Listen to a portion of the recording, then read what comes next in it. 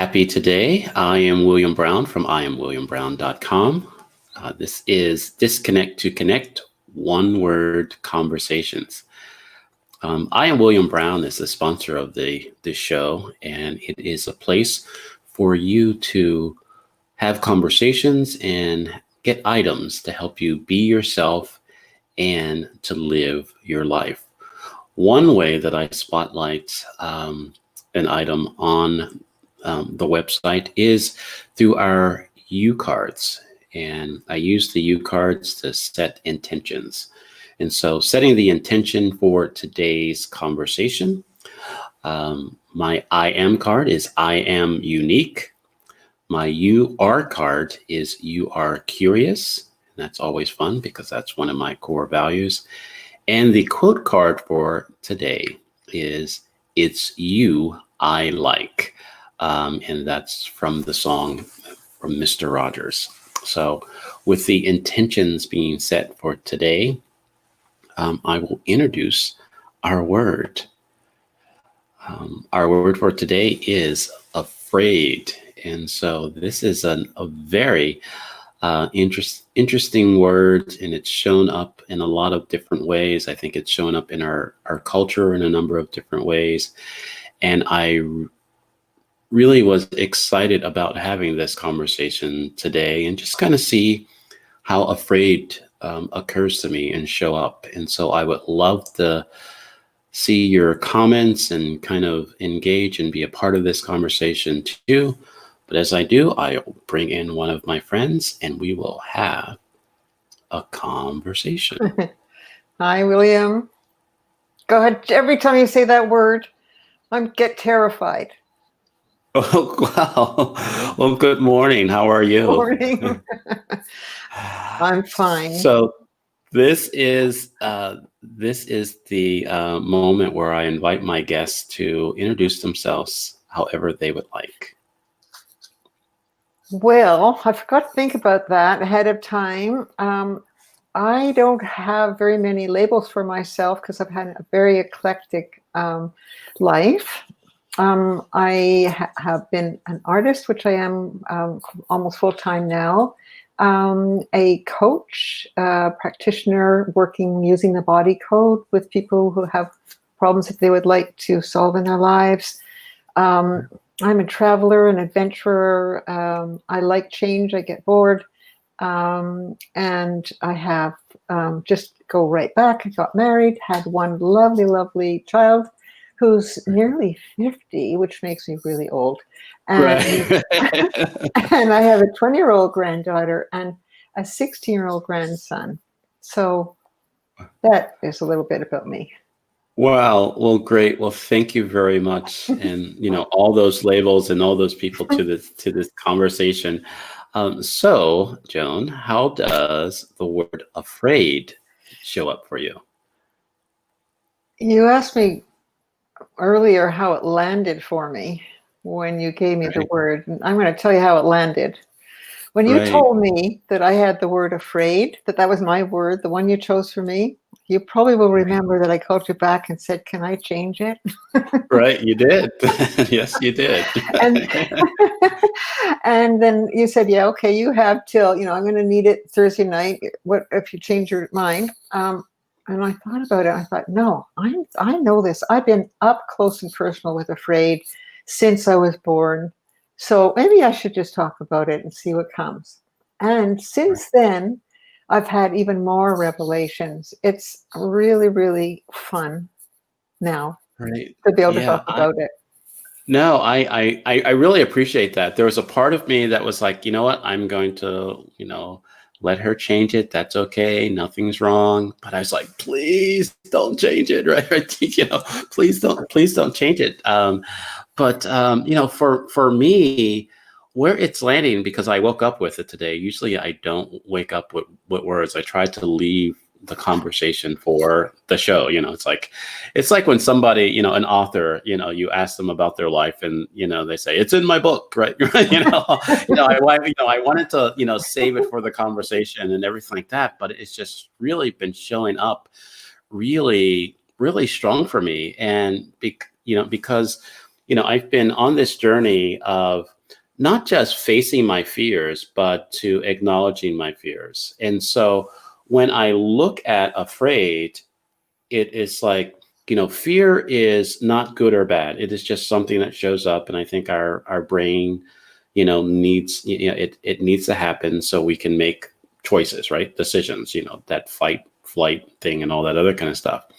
But I think the afraid is something personal, like you said, that you said within our conversation. It's different from fear. Fear is something I have or that I'm aware of, and afraid is something, it's my belief of the fear, right? And so then my actions now are what I believe, and then my actions are within being afraid.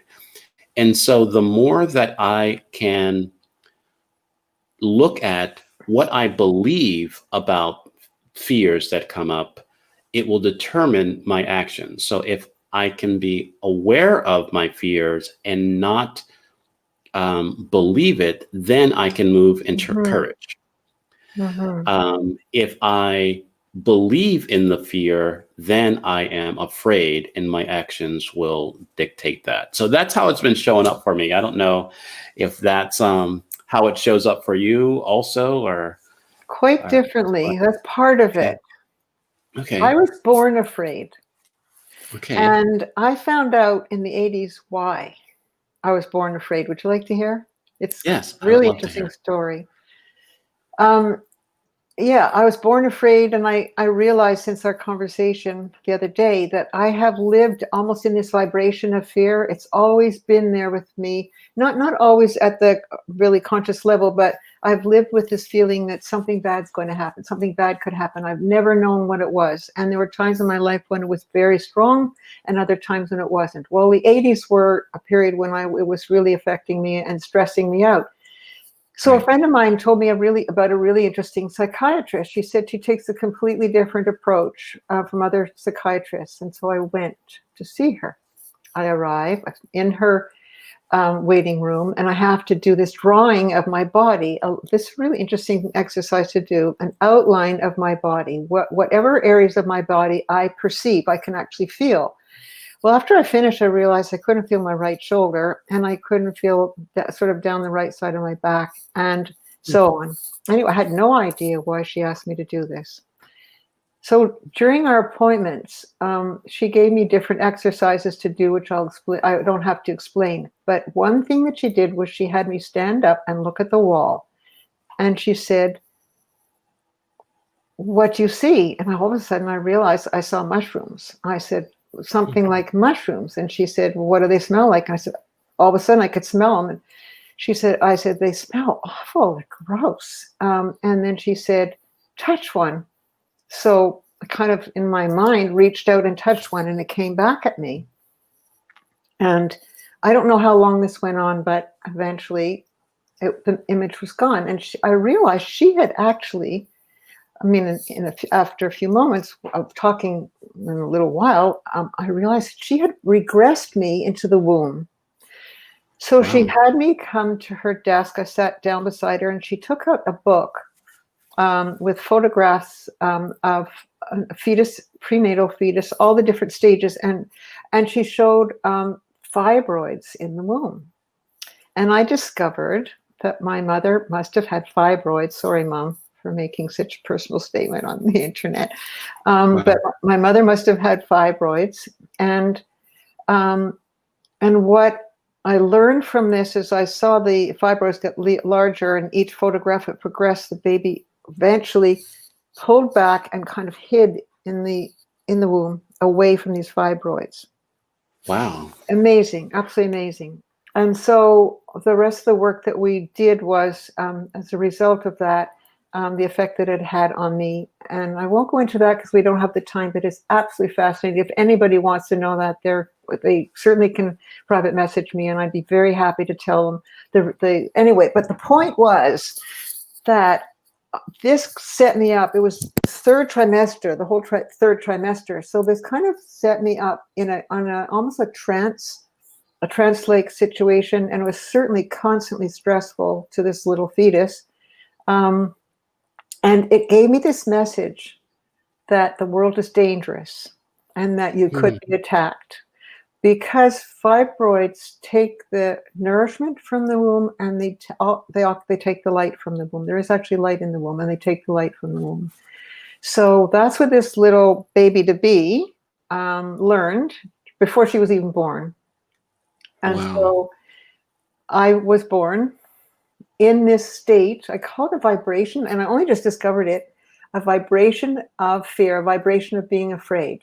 It's sort of my vibration. Anyway, I've been working on it, and I've almost got rid of it, but I still get afraid, obviously. So that was the beginning of my life. And then now I'm 77, and I just went through a couple of years of a lot of feeling afraid, and it hit me. I've bookended my life. I've got one bookend at the beginning and one bookend at the, not the end, but now in my late 70s. Right. And then what I saw was a spiral of me revisiting over and over again, being afraid, understanding it in a deeper and deeper way, working on it in different ways. So this led me to realize that it's a gift, and that's what I'd like to talk about in our conversation. The gift of any negative emotion that you revisit, that's with you constantly. It's a big gift, huge gift. Wow. Well, thank you for sharing that. I mean, it really, for me, as I mentioned, afraid, was like, it was just in my mind, right? Right.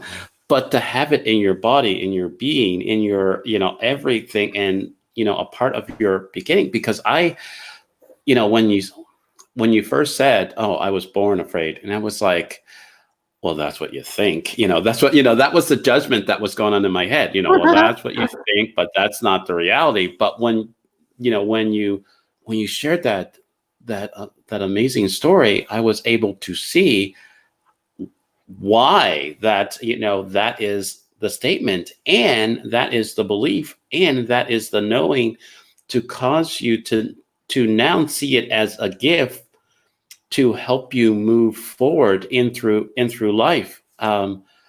It's just really something. It is just really something. And what a gift for you to give with us, because, and for me, because too often, even within these words, it's a head conversation. I want to have a heart conversation, and now this is now a body sensation for me. This word afraid is now in my body, and try to see, because in that example, in that image of, I'm like writing a picture of myself, an outline of myself, and asking, where do I feel, where I don't feel. I mean, it's like, it is really something to just take this word on, to really look and see how afraid is showing up in your life. And so, wow. So I'm going to blow your mind a little bit more, okay? Okay. I've been a body code practitioner. And what that is basically, I'm able to communicate with a person's, through a person's body, and find the underlying cause of whatever it is that they've come to work on. Right. Oh, I just see a message. Am I supposed to read that?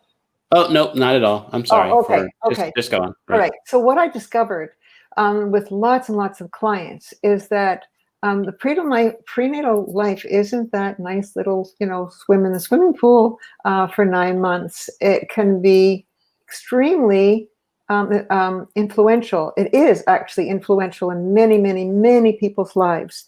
Right. And it can cause us to have a predisposition. So, for example, one of the members of my family was definitely born angry, and another one was my baby brother. And I used to see him just completely withdraw. If any of us were fighting, there were 4 of us. If any of us were fighting, he just withdrew. I could see him do it in the high chair. He just pulled into himself. And Wow. so this predisposition, a lot of people don't know about it, but you can see it in your life, and it comes out as what you called a belief. It's, I was predisposed to see life as dangerous, to see the world as dangerous, to see people as dangerous, therefore. Wow. And the real gift was, here's this. I was born curious, hugely Right. curious. I was Wow. born with a gigantic desire to grow and to stop being afraid eventually. I mean, because of that, the gift was the number of amazing teachers who came into my life, and the books and the trainings and the learnings and the aware. I mean, those are the gifts. Absolutely. Wow. And so much so that I would not trade. I would not say, "Oh, I wish I hadn't been born afraid." The gift Right. absolutely made up 1,000 times for the afraidness that I've lived with. Right. And wow, no, thank you. Yeah, it did blow my mind. I'm trying to like, come back. You're in a conversation. You have to stay, you have to stay here. And it's like, what? Right. But there is so many things that I, I've associated, see, I can't even get my words. I associate it with, personality, right? It is like, when you feel because of how we're born or what's going on within our birth, there are these ways of showing up, how our body is relating to the energy that we're in. And like I said, I don't know where I'm going right now because I'm kind of not connected to my brain, it seems like. But it feels as if that, my desire to have people be themselves and live their life, right, is to connect to themselves and to connect to, not just how they showed up in this body, right, but who you are before that, who you are before that, and understanding how you showed up in this body is is a, is a gift, as you said, to get to yourself, right? To manage your life, to kind of work through. It is not, a negative. It No, is just it just it is. is just something. It just is. Yeah, it is what it is. And if you know what it is, Right. I'll give you an example of one client, and her father had had a terrible business experience, cheated, his partner cheated him, and so on. And what people don't realize is that the fetus is actually absorbing all of this, because a fetus is like a little sponge, and a lot of people aren't aware of how much energy we have that actually can be transmitted to those around us. So it can be transmitted through the mother, and the little Right. baby picks it up. So that's what I Hmm. mean about by predisposition. So that, some people come out of into the world feeling worthless, and if they look back, they start to realize they actually have felt worthless for a very, very long time. I was afraid someone else might be. We could all be in the same situation and react in our own predisposed way. Someone will be Right. angry and they'll fight back, and someone will withdraw and not fight back and not speak up, and somebody else will blame it on themselves, and someone will blame it on someone else. We all have these predispositions for how we handle situations in our lives. Right. Wow. It is. I will be introducing a new thing within my business, and I just want to, because I'm like I said, I'm still trying to wrap my head around all of this, and stay on topic with afraid and everything like that. But I'm introducing what I'm calling 5 steps to freedom. So living beyond our labels, right? So the first step, is awareness. You Mm-hmm. know, is you're aware of your label, and there is awareness, and just kind of like say what it is. Let's take the label of afraid, right? The second step is appreciation, finding the benefit, finding that, really kind of looking at how this label or how this way of being is a benefit to you. Mm-hmm. And the third step is to embrace it, to really own it, to just say, you know what, this is a part of me. This is who I am. This is, and just kind of go from there, and then let it go, right? Or surrender, with power, right? Is the next step, and the final step is acceptance. And it's just the level of acceptance that you have to create, possibility of something else. And so what I was thinking, and that's like, and that it will bring you freedom, right? But what I was thinking from the conversation that you were saying, that our labels aren't good or bad, how That's we right. show up are not good or bad. They're a way to help us go through our lives. And the reason why I have embraced that I am my label and I'm not my label at the same time, it requires me to see my labels as a gift, but allow the gift to go away, right? Or not to run my life. Because if I can say that being afraid is a gift, but if I hold too closely to it, then it becomes my life. And then I'm afraid of everything. Then it's no longer a gift, Well, it's a can I show prison. you how it is a gift? Yes, that would be great. Okay, That because was the next stage, right? yeah, because Right. I only just figured this out the other day. Okay, it was the day after, or a couple of days after, I said I would do the thing, with you, this Right. conversation with you, and I was on the way to pick something up, and I realized I'm thinking about this conversation. I'm terrified, and I'm really getting myself all worked up, and so afraid. And I thought, wait a minute. There's a gift in this. What is it? Oh yeah, the gift in any negative emotion is that it tells you how you're feeling. Okay. And Wow. Yes. then out of that is an opportunity. The opportunity is to do something, because now you know how you're feeling. It's telling you you're not feeling very good right now, Joan. You could have an accident. So let's find a way. So the opportunity is to find a way to stop it. So I Right. thought, okay, what if I play the game? What if? Right. So I knew that you'll tell by my what if questions exactly what I was afraid of. So first what if question was, what if there's only one person that listens to this conversation and she's bored? She Right. thinks I'm boring. Right. So then I said, well, then she's going to leave. So big deal, right?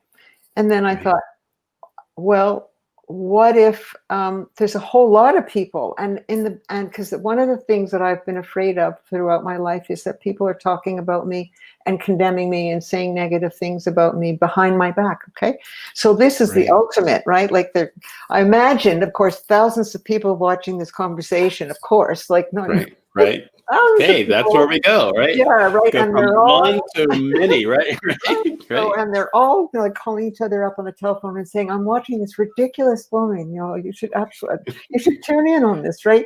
And they're all pointing at me and laughing. So, I thought, Right. Wow. "Come on, Joan, that is so unrealistic." So, with each what if, I lost more and more of this fear. And then I Right. said, Wow. "And what if nobody shows up? Hmm. What are you afraid of?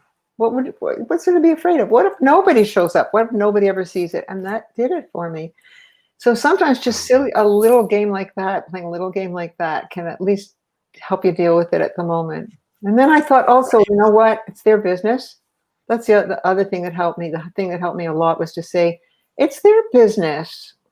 If they think Right. I'm boring, I'm going to do my best. But it's Right. their business. Who am I to say Right. how they should react? It's none of my business. Right. Oh no, it's thank you. I have those what ifs for myself. What if my guest doesn't come? What if I ask a very crazy, stupid question? And what all these things, and it's just like, what? Just having a conversation, here. Nothing. There's no. I'm not committed to any of this, right? But Yeah. I am. But it's like I am committed to this conversation, and I know, even though I think the lessons and the learning part of this conversation, because I label myself like a maven and a sage. So I don't know if you know Jonathan Fields, but he has a new Sparketype assessment things. And so when I took that, I was, I came up as a maven, and my shadow was a sage. And so the maven is someone who likes to just learn information, learn new things, and just kind of learn just to learn type of thing, and then and find enjoyment in that. And the sage is the teaching what you learned type of thing. And so the reason why that this show is really helping me kind of show up as the maven and the sage is, and I found this out by having a conversation with him, is that I get to learn more about you. I get to learn about what is going on, how this shows up for you. And I've learned some things about myself by your sharing and things of that nature. But doing it online, doing it live, right? Now there is a learning, right? There's a learning for other people. Other people get an opportunity to do that. And it's like, that's why this works. So it is that sharing of our learning that what this show is all about for me. And that's what I'm getting. And then so the more that my guests and I show up for these conversations, and we just have a conversation, and we care, but we don't care about who shows up and what they say and don't say, we're better for it. And so there's nothing to be afraid. There's nothing to be afraid of. Yeah.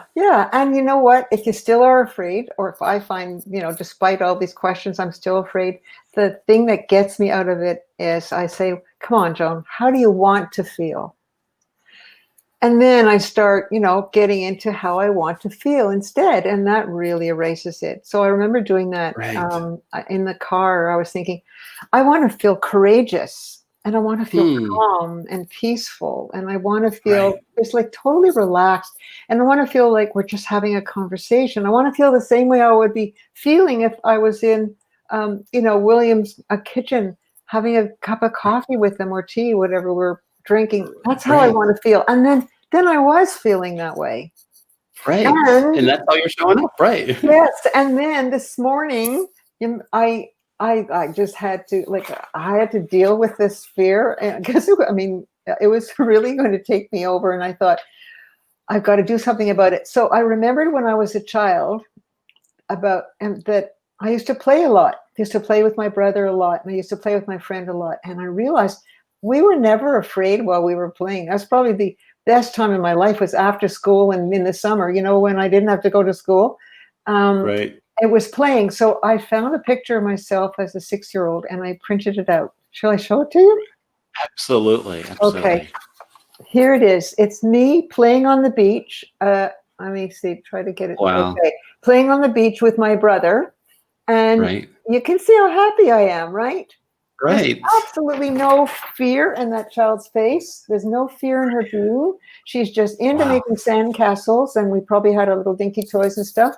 And I thought, yeah, why don't you just play? Remember, Joan, when you get on here, just play with William, play with words.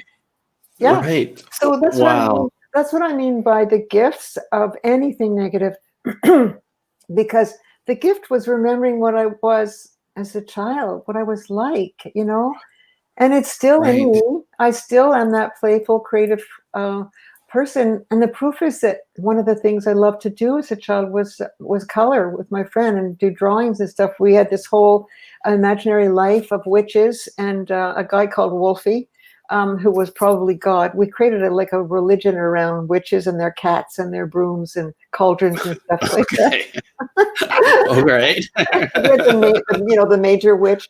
So, and then we have this guy Wolfie, who's invisible. Nobody could see him except for us, of course, and we could talk to him.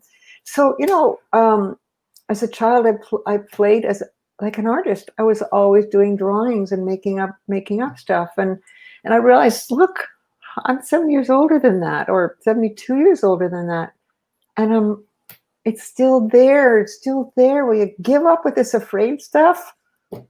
Right. Wow. This bliss, No, that I is love it. that is great. I don't know if it was a conversation that I had online or, or something. Sometimes I have so many conversations online, I don't know when I have these offline conversations, but I know this is a conversation that I had. But someone said that they just recently got that there is so much a part of them when they were growing up, like as a child, that's still with them.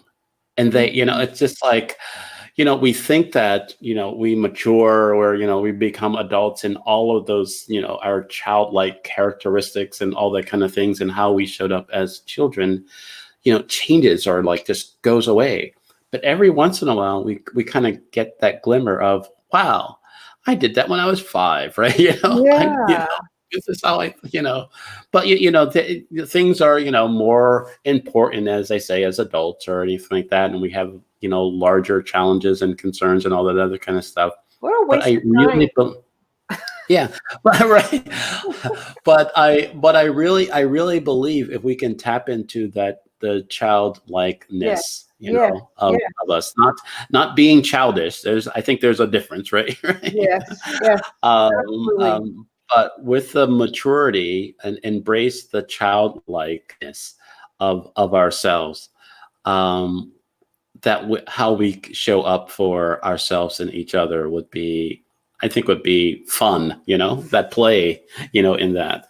And it's like, there's no fear. I mean, I can remember, playing as a kid and even when something like crazy or potentially dangerous would come up, in my mind, it would be like, well, that's kind of odd, but I'm still gonna go, but you gotta still like kind of do it, but it was like, and you need an adult is like, what are you doing? Right. I mean, it's like, you should be afraid right now. And it's like, oh, all right. Yeah. But it is that type of thing that I think without people like reminding us or telling us that we need to be afraid, or something, afraid doesn't show up that much for us. No, it's like me when I was 7 and I broke my wrist, and how I did it was I thought it would be a really cool idea to ride my little brother's kiddie car down our street, which was really, really steep. Right. Yeah, maybe you don't know what a kiddie car is because they probably don't have them anymore. But it was a tiny, tiny little, almost like a three-wheeler or something. I guess it was a three-wheeler, and it had a Okay. flat seat and had little pedals. And my brother, that's funny. I called him that. My brother was 1 or 2, so maybe I was 8, maybe I was a bit older. Anyway, Right. I rode it down the street, and of course, I went too fast and I lost control and I broke my arm. But at the time, it Right. seemed like a great idea. I know. It's like, hey, hill car, let's go. Right. Right. And you know what? Another thing as you were talking that came to mind was that I don't just look back to when I was a little kid. I look back to when I was 20. 20? Hmm. How old was I? 17. 17, I graduated university. Let me just think when this happened. I graduated high school. So it was a few years before then, and I met my friend's aunt, who was from France, from Nice, and she was the most elegant human being I had ever met in the entire world. And her accent, her French accent, and her clothing, and I couldn't get enough of her. Anyway, and I decided one day I'm going to France. And I knew I'd go to university. So I decided when I'm finished university, I'm going to France. So I was 21. So at the age of 21, when all of my friends were actually looking for husbands, and thought I was totally nuts, I went to France for a year. I went to university there to learn French, and then I went and lived in Paris from March until Wow. the end of August. And I go back to her too sometimes because I think it is such a waste of time being serious. Hmm. you know, Right. I want more of that. I want, and I 4 summers in a row I went to Greece, not having a clue where I was going to stay, and I ended up on islands, and it always worked out fine. And I want that. I want that back again before I'm really old and too decrepit to be able to do it. Although I could hire Before, someone to push me in a wheelchair. I really get that, and I think that I subscribe to a be, do, have mentality. I don't know if you've ever It's like, heard yeah. of that. And so the more that I understand or have an awareness of how I be, right, Mhm. the more there is a doing in my being, right, and then I can have the life that I want. And so there is, like when you were talking about France, I'm going to France. I have no idea how, Yeah. but you did it. There was some Yeah, doing, it's like, and so you had that life. And so that's right. I believe in order for us to really um, get past the afraid, right? It is, like you said, the gift of knowing where we are, what's going on, what's missing. That is a gift to recognize where we are right now, and that's also how I use my U cards in the morning to my intention for today. It's like when I just pick one card, and it's like there's sometimes that I get that, hey, you know, I am purpose, right? And it's like, yeah, I don't feel that way. And the next question that I put in my journal to ask, because I have a U journal too, is if that doesn't resonate with you, why is that? Good. And so as soon as I see that and there's something in me that says, okay, I don't feel like purpose today, I can't take that on, I then ask that question, and it lets me see what's really happening, how I Yeah. really did wake up. And then I can say, oh, okay. And like you were saying, when you become aware Yeah. of your emotions or where you are, then you can make a decision. Then you can make some Right. choices, That's type of right. thing. And too often in my life, what was happening for me, I would just wake up in a bad mood, had no idea why I was in a bad mood, and just go to work, right? Go to work in a bad mood and just, and wonder why I had a bad day, right? you know, and it's just like, okay, I'm going to go to sleep and hopefully I don't wake up like that. It's like the wrong Oh, side of the bed, right? oh yeah. Right? I understand And that. then, Yeah. and so it's just really, and that's why I say happy today, because it's like a declaration that I am Mm. being blessed and honored to have today, right? Because that's Mm. all we have is today. And Yeah. I choose to I make it like happy, I like that. I'm gonna write that down on my little right? pink slip. Right. So it's like, hey, so it's like, see, I'm still teaching, right? Right. So no, Yeah. but it is really something. And even when I use that and say that, anything can come up, but I can make a decision. I can make a decision if I am going to stay afraid or stay where that is, or if I'm committed to my happy today. Mm-hmm. And so there's a lot of things. Happiness has expanded for me, and there's a lot of things that I've embraced because of that, because of my willingness to not just declare and say that I'm going to have a happy today, but to actually have a happy today. Yeah, what you just said is so really amazing because I realized along the way, I guess from working with clients, um, if you haven't made a decision that you want to be happy, you will never change, you'll never learn, nothing's ever going to stick. But if you Mhm. absolutely, really deeply want to be happy, if you deeply want to have inner peace, if you deeply want joy, or if you deeply want to be healthy, I mean, deeply, like that is number one on your hit parade, then you will find Right, a way.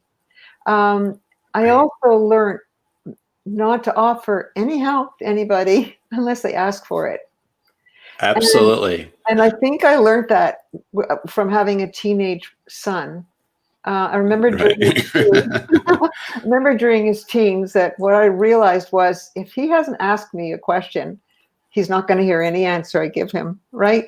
So if Right. he hasn't, Absolutely. if he hasn't said, "Mom, I'm kind of thinking about whether I should do drugs or not. Right.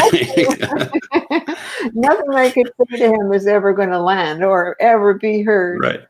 Um, Right. yeah, so I realized for myself that I've had a burning desire to be happy, burning desire Right. to not be afraid, and to feel Right. joyful and have spontaneity and to be courageous and to be playful. And Right. just when I light up, right? When I talk about those things. Right. Absolutely. So Absolutely. that's, I got to And remember it's that. I got to keep going there.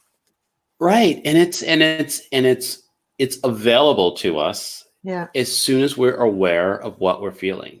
And Yeah. it's like as soon as we aware that we're somewhere else. Yeah. And then we can make the choice. We can make the decision to kind of go from there. Now, you know what? This has been an amazing conversation, and not just because just how you showed up and everything like that, and just my um, desire to just unpack this. So it's kind of I wanted to get there was an intention, and I will say it. I usually don't come to a conversation with an intention. I wanted the intention that I said quietly to myself before I got on this call was that I want to get some understanding so I am not afraid. So I don't choose to be afraid. But what I got was I can be afraid, but I don't have to stay afraid, Yes. you Yes. know? And so it's like the same thing of being fearless. I don't want to be fearless. Mm-hmm. I want to acknowledge fear and still do the courageous things Mm-hmm. that my life is calling me to do. So, I mean, I think we can talk about this for hours, but there's other things that have our attention. Is there anything else? I mean, you've some wisdom, as they say, right? Today in your share. Is there anything else you want to leave everybody with? Oh my goodness.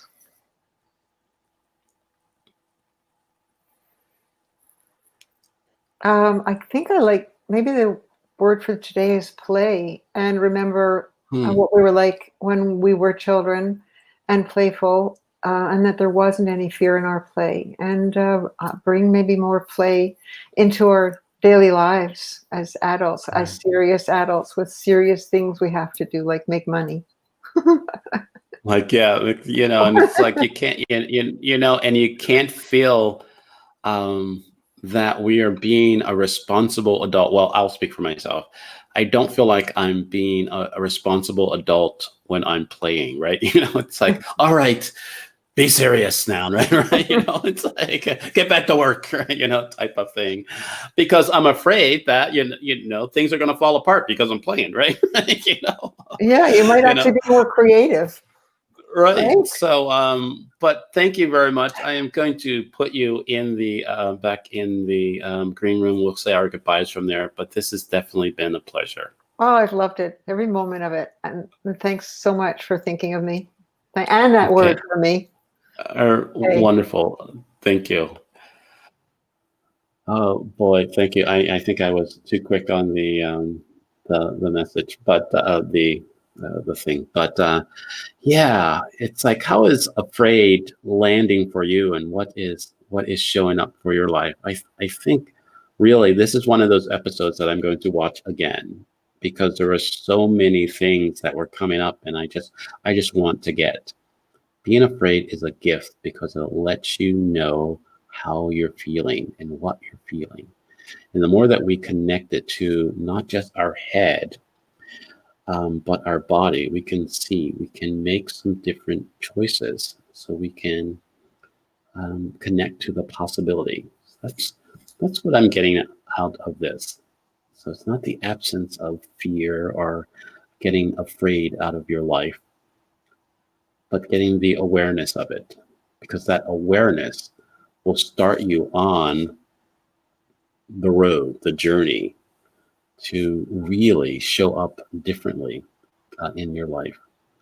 I hope this conversation brought value to you, and there's a way that you can have a conversation like this, or differently. You can talk about being afraid or other things, or how you're showing up or not showing up.